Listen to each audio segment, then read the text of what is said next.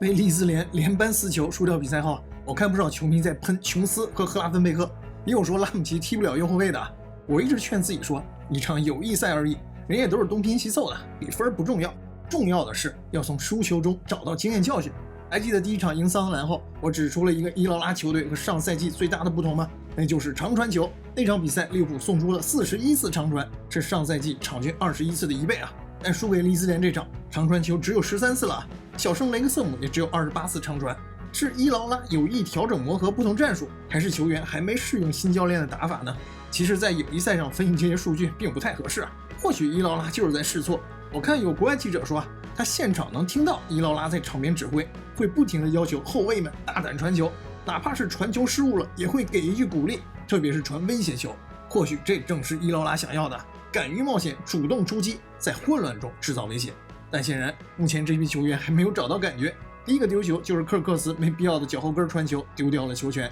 大家都说踢利兹联上半场是在展示战术，下半场是在告诉分威防线厚度不足。其实我没觉得上半场踢得有多好，也没觉得下半场场面有那么差。利兹联的4个进球有2个几乎就是 Ctrl+C 加 Ctrl+V。其实这3场季前赛对伊劳拉来说非常宝贵和重要，他的教练组应该意识到了，他们正面临着新赛季亟待解决的3个问题：一、畸形的阵容，无语的引援策略。看看3场期间赛利物浦的中卫组合，2个18岁刚加盟的小孩，还有一个22岁，本赛季之前99%利物浦球迷都不认识的卢克·钱伯斯青训，他还是个左后卫啊。还有被伊劳拉寄予厚望，带上了队长袖标，可就表演了7分钟就受伤的戈麦斯。这防线厚度，哪怕是放在对面的利兹联，估计白玫瑰球迷都会抱怨要去保级了。当然，我们还有范戴克，还有7000万重磅新援雅凯，还有养伤的莱奥尼、远藤航、赫拉芬贝克也都能客串中卫。但就算雅凯啊，我们就把雅凯想象成铁人吧，就算他永远不会受伤，但他毕竟没踢过英超，甚至1分钟欧战都没踢过啊，才20岁。就算莱奥尼 ACL 大伤后，我们就把他也想象成没受过伤吧，他也才19岁。一个35岁马上要退休的范戴克，2个19、20岁的年轻人，再加上一个18岁的新援，这就是利物浦新赛季的所有中后卫人选了。就算他们永远不会受伤，但中后卫是最吃经验的位置，年轻人交学费是在所难免的。这些孩子真到了英超，那些身高马大的英式大中锋，真刀真枪的给你来上一把，那对抗强度和友谊赛可完全不一样了。看看勒温是怎么蹂躏这几个孩子的。勒温可都29了，英超碰上的可都是哈兰德、沃特金斯、维尔贝克、约克雷斯、伊克尔迪亚哥，一老带3新，这防线厚度怎么看都不让人放心。但分位理查德休斯他就是不买后卫，还时不时让媒体出来放个风，就是不买中后卫，你们就死了这条心吧。我们要 all in 1.7亿的巴尔克拉。上个视频我就分析过啊，就算买不来巴尔克拉，队内能踢右边锋的人还有很多，乌尼奥斯、恩古莫哈、弗林彭、基耶萨、埃利奥特，甚至琼斯索博，这些人都可以踢右边锋。我也说过，萨拉赫的接班人不一定就非要去买个最好的右边锋，维尔茨和伊萨克其实就是萨拉赫的接班人了，只不过还没踢出来而已。反倒是中后卫，包括右后卫啊，这俩阵容上最大的窟窿，他休斯就是铁了心不买人。看看人家切尔西热刺制服组那引援效率啊，阿隆索现在人是多的用不过来啊。就算休斯马上要去沙特上班了，心不在这儿，那不是还有副总监的吗？难道堂堂一个英超最赚钱的俱乐部，整个转会引援就只有他休斯一个人在处理吗？其他人都是吃干饭的吗？后来我冷静了一下，其实转会市场上毫无动静，其实也是一种动静，对不对？就是不买人，拿个明显溢价不合理的巴尔克拉当挡箭牌，拖到转会窗截止，这其实就是分威的转会策略。有人说是因为分威在卖股权，我觉得不是，买卖股权除非是要到了交易的关键阶段，是不允许出现大额交易变动了。但现在只是谈判的最早期，没准分威又是抛出一个诱饵啊，看看市场上会有什么反应呢？毕竟刚刚亏了4个多亿，但也要看看这家俱乐部到底值多少钱。真要出手，那也不是1、2个转会窗就能搞定的。分威这么多年的策略，在我看来一直都是保4型策略，而不是争冠型。只要能进欧冠，那俱乐部的收入其实就大差不差了。拿冠军当然更好，拿不到也没差多少钱，甚至可能拿了冠军，到手的钱反而更少啊，因为夺冠还要给额外的巨额奖金，还要游行庆祝，还有各种宣发，这些都要花钱。而且想要拿冠军，就必须要舍得投入，要去砸大钱，但砸钱可不一定就有冠军啊。分明就是上赛季晕了头，砸了4个多亿，结果赔了个底朝天。所以对分威这种美资来说，只要能进欧冠，就基本上等于躺平了。拿不拿冠军，他们可能根本就不在乎，也就是我说的没有竞技雄心。现在这个我就是不买人的态度，说白了就是芬威不想再花钱了。其实当初斯洛特刚来，芬威也是这个策略，就买一个基耶萨，剩下就你斯洛特自己搞定吧。现在也是一样，就买了一个穆尼奥斯，还提前买了个雅凯呢，已经诚意十足了。你伊劳拉几斤几两自己也知道，没有任何豪门执教履历，从记者见面会就能看出来，芬威其实不是很待见伊劳拉。斯洛特那会儿总监休斯还全程陪同呢。伊劳拉记者会上也只提到了要买边锋，他估计早就知道了芬威不会给他买后卫了，所以他才不敢用伤没好利索的雅凯，就这一个稍微能用的了，可不敢在季前赛上就给整出毛病来。那么新赛季伊劳拉的第一个大问题就是怎么用好这一老三新。伊劳拉其实很会培养中后卫的扎巴尔尼、什么森、塞内西都在他手下镀了金。我们有理由期待一把雅凯、莱奥尼和恩迪亚耶。看看人家库巴西不也才19岁吗？给伊劳拉一个赛季的时间，好好打磨后防线和中后场，没准真能有惊喜的。2. 豪门更衣室没那么容易管理，这可能是伊劳拉完全没想到这么快就碰到的问题。第2场季前赛，琼斯就给新教练来了个下马威，你凭啥不给我队长袖标？虽然我也配音分析过琼斯可能是在针对扔袖标的齐米卡斯，但这事儿的矛头起因还是因为琼斯不高兴自己没当队长。虽然这个风波看起来已经平息了，琼斯第3场也如愿以偿带上了袖标，但这对伊劳拉来说是一个巨大的警告，管理豪门的更衣室没那么容易。其实利物浦的更衣室我觉得已经算是老牌豪门里最单纯的了，但架不住被埃修斯糟蹋了2年，里面也是拉帮结伙了。伊劳拉可以说是被打了一个措手不及，本以为记者会上一番动情的演说，队长不一定都要带队长袖标，就能鼓舞这帮球员为他卖命了。没想到一线队仅有的唯一一个本地人就跳脚了，要是其他人，伊劳拉估计也不会这么头疼。琼斯可是利物浦本地青训的翘楚，是名正言顺的太子。来自巴斯克的伊劳拉来了就说过，琼斯这样的本地人要重用，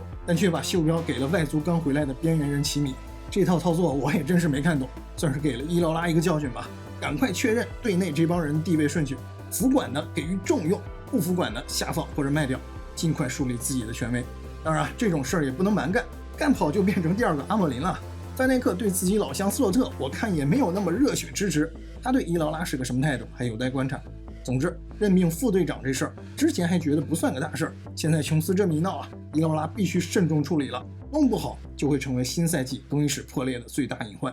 3. 定位球防守，噩梦还要重现吗？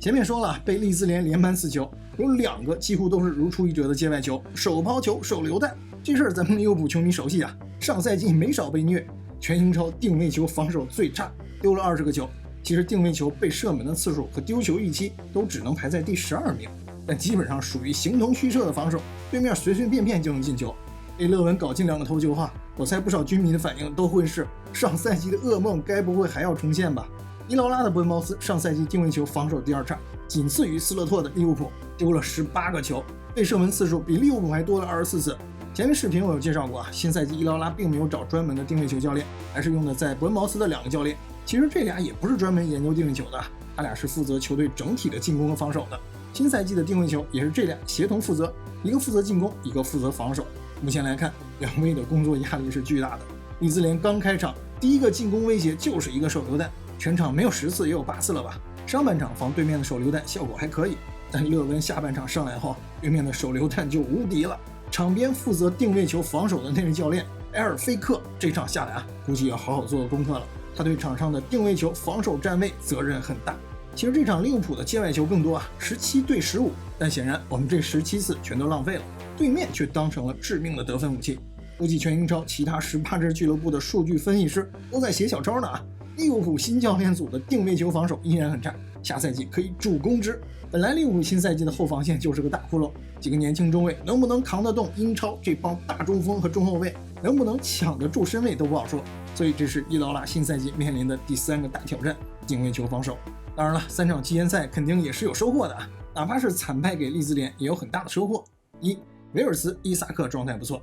没想到维尔斯、伊萨克直接首发了看来他俩在训练时候的状态就不错。维尔斯说实话，不少人担心他在伊劳拉体系里到底能扮演什么角色。10号位影子前锋，维尔斯本场就1脚射门就得分了。那次团队配合，大家关注的焦点可能都是尼奥尼、弗林彭和维尔斯，但其实伊萨克在这次进攻中的贡献也很大。恩古莫哈给伊萨克这脚传球力气很大，解说都说跟炮弹一样，但伊萨克停得非常好，这是他全场45分钟唯一一次对方禁区内触球，停得好，分得好，后来才有尼奥尼那一脚长传转移和威尔斯的破门得分。伊萨克赛后说他已经恢复到100%的状态了啊，上赛季他有点不走运，这赛季看看他能不能在伊劳拉的体系下找回之前的状态吧。包括威尔斯，其实他这场除了破门得分外，表现也就那样，触球36次，3次对抗全输了，伊萨克没有一次主动对抗。当然这只是他俩第一场热身赛，慢慢找状态吧，最起码他俩比赫拉芬贝赫和琼斯的状态好一点。2. 尼奥尼未来可期。如果说伊劳拉这3场期间赛最大的收获，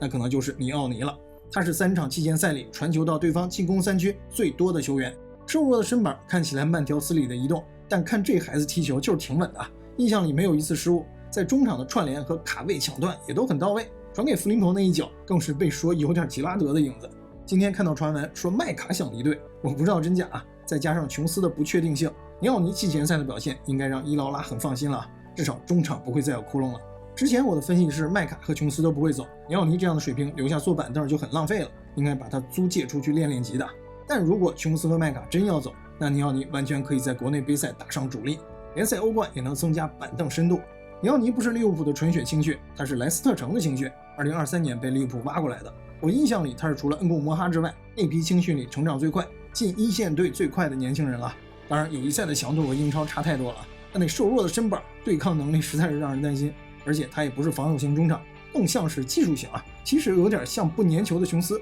这几场他的防守意识、高位逼抢和串联出球效果都还是不错的，可能是年轻人吧，他也不会太压上助攻，这恰好是琼斯、麦卡、赫拉芬贝赫最大的问题啊。不过让他马上进一线队打主力肯定太早，但如果赫拉芬贝赫和麦卡新赛季表现不好，我相信尼奥尼还是有机会在伊劳拉手下快速成长的。3. 恩杜克维的可惜和期待。另一个值得期待的年轻人就是18岁的恩杜克维了，他是除门将外唯一打满2场期前赛的球员，当然是因为伊劳拉知道要赶快把他租借出去，得多表现表现才能吸引下家。虽然在和勒温的教练中输得很惨，但他给我的感觉特别像是一个年轻版的科纳特，身材高大魁梧，可能是因为年轻吧，还有科纳特没有的灵活。他和莱奥尼·恩迪亚耶代表了利物浦防线的未来，将这打死不买后卫，一定程度上对这几个年轻人反而是件好事。反正就算买来扎巴尔尼，可能也拿不到冠军，没准连争4都悬，干脆就练练年轻人吧。只是可惜恩杜克维没有劳工证，要外租1个赛季，这也是没有卫星俱乐部的缺点之一啊。我记得当年我玩 FM， 利物浦都是有卫星的。说真的，我是不喜欢爱德华兹，但搞卫星俱乐部这事儿还是对的。分别压根儿就不是为了俱乐部的竞技成长，就是想着增值赚钱。我真的想再多找几个伊劳拉的收获啊，可这3场期前赛下来还真找不到啥了。大家有啥补充都可以告诉我一声啊，反正我脑子里都是窟窿和问题。不过下一场打摩纳哥，范戴克、阿里松、加克波就都回来了啊，有些问题可能就都会发生变化了。说起加克波，他可是最近转会的热点人物。罗马诺说热刺是玩真的，而且人热刺很有谈判技巧，同时去谈加克波和萨维尼奥，就不像休斯啊这么头铁，死薅着帕尔克拉不放。我知道不少人都不喜欢内切男，但他还可以踢伊萨克的替补。我的意见是没有7000万镑不放人，但很可能啊，最后的结局是分为7500万欧元就把加克波给卖了，然后还买不到帕尔克拉，是不是很像上赛季7500万卖了迪亚斯却不买左边锋？不过人家已经买了穆尼奥斯啊，所以我觉得很可能加克波会被卖掉套现，毕竟现在主教练是伊劳拉了，荷兰帮很可能下赛季就要解体，卖掉加克波，明年范戴克合同到期离队，拉芬贝赫如果不符合伊劳拉的中场需求，很可能会被麦卡、琼斯、尼奥尼其中的一个取代。当然我知道他才刚刚高薪续约，但给他续约是斯洛特干的，我只看到了利物浦管理层的混乱，刚刚给斯洛特爱将续约，就把斯洛特给解雇，然后自己拍屁股走人，这简直就是我见到过的最不负责任的高层。外媒还在吹捧啊，休斯多职业多敬业呢，马上要去沙特了，还要兢兢业业站好最后一班岗，要把利物浦这个夏窗最重要的引援目标完成才走。这么好的总监上哪儿去找啊？其实新赛季除了伊劳拉团队之外，大家还应该看看利物浦的体育总监，看看是谁接任，还会不会频繁变动了。我看过忘记哪儿的一条吐槽了，说休斯花了2年时间，终于把利物浦弄成了伯恩茅斯。我很难反驳啊，只能说好在埃迪豪辞职的晚啊，要不然现在利物浦主教练是谁还真不好说呢。